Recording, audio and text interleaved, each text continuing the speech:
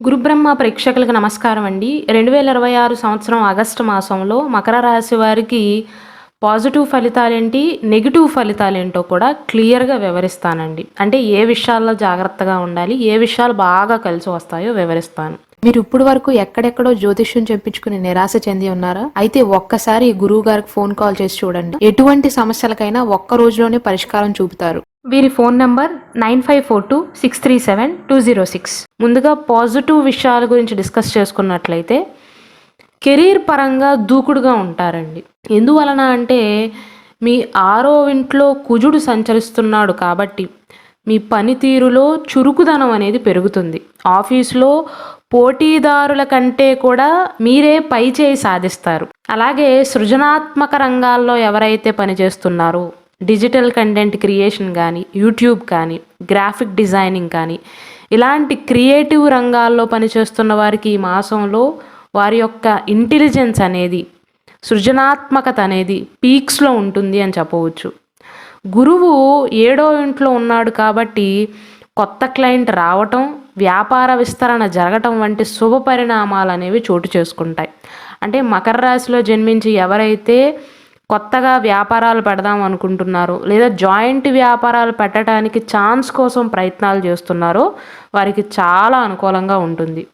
విదేశాలకు వెళ్ళాలి అనుకునేటువంటి విద్యార్థులకు ఆగస్టు మాసం అనేది బాగా కలిసి వస్తుందండి. అలాగే ఆస్ట్రాలజీ ఎవరికైతే తెలుసో, అంటే జ్యోతిష్యం మీద ఎవరికైతే అవగాహన ఉందో, జ్యోతిష్యానికి సంబంధించినటువంటి వృత్తులలో ఎవరైతే చేస్తున్నారో లేదా మీడియా రంగాలు ఎంచుకున్న వారికి ఈ ఆగస్టు మాసం అనేది చాలా అనుకూలంగా ఉంటుందండి. అయితే నెగిటివ్స్ ఏంటంటే రెండో ఇంట్లో రాహు ఉన్నాడు. రెండో ఇల్లు అనేది మాట తీరుకు సంబంధించినది కాబట్టి మాట్లాడేటప్పుడు ఆవేశపడవద్దు.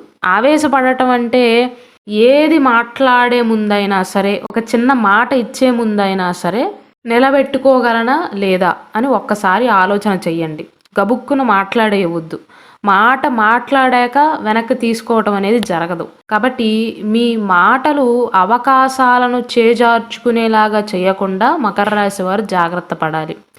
ఈ నెల ద్వితీయార్థంలో 8వ ఇంట్లో గ్రహాల యొక్క కలయిక వల్ల రిస్క్తో కూడినటువంటి పెట్టుబడులు, షేర్ మార్కెట్ వంటి వాటికి దూరంగా ఉండటం మంచిదండి.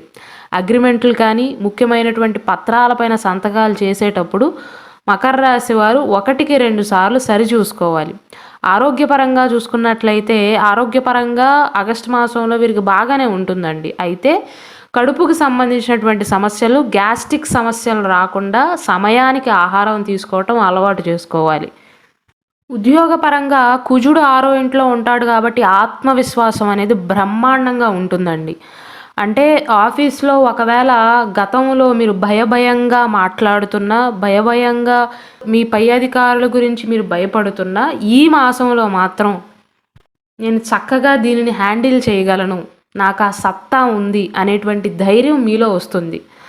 ఆఫీస్‌లో మీ పై అధికారుల నుండి గుర్తింపు లభిస్తుంది. ముఖ్యంగా ఐటీ, సాఫ్ట్‌వేర్ రంగాల్లో ఉన్నవారికి విదేశీ ప్రయాణ అవకాశాలు అనేవి మెరుగుపడతాయి. గృహిణులు ఎవరైతే ఉన్నారో, అంటే ఇంట్లో ఉండి కుటుంబ బాధ్యతలన్నిటినీ చూసుకున్నటువంటి ఆడవారు ఎవరైతే ఉన్నారో, కుటుంబ బాధ్యతలను మీరు ఎంతో సమర్థవంతంగా నిర్వహిస్తారు ఈ మాసంలో. మీ సానుకూల దృక్పథం అనేది ఇంటి వాతావరణాన్ని ప్రశాంతంగా ఉంచుతుంది. బంధువుల నుండి మీకు తగినటువంటి గౌరవం లభిస్తుంది. అయితే అష్టమంలో కేతువు యొక్క ప్రభావం ఉంది కాబట్టి అప్పుడప్పుడు మానసిక ఆందోళన కలగవచ్చు. కాబట్టి దీనికి ధ్యానమే మంచి పరిష్కారం అండి. ఉన్నత విద్య కోసం విదేశాలకు వెళ్ళాలి అనుకునేటువంటి విద్యార్థులకు ఇది చాలా మంచి సమయంగా చెప్పవచ్చు. మీడియా, డిజైనింగ్, ఆస్ట్రాలజీ వంటి రంగాల్లో ఆసక్తి ఎవరికైతే ఉందో, ఇంట్రెస్ట్ ఎవరికైతే ఉందో అద్భుతమైనటువంటి ఫలితాలు ఉంటాయి. మంచి స్కోర్ను సాధించేటువంటి అవకాశాలు ఉంటాయి.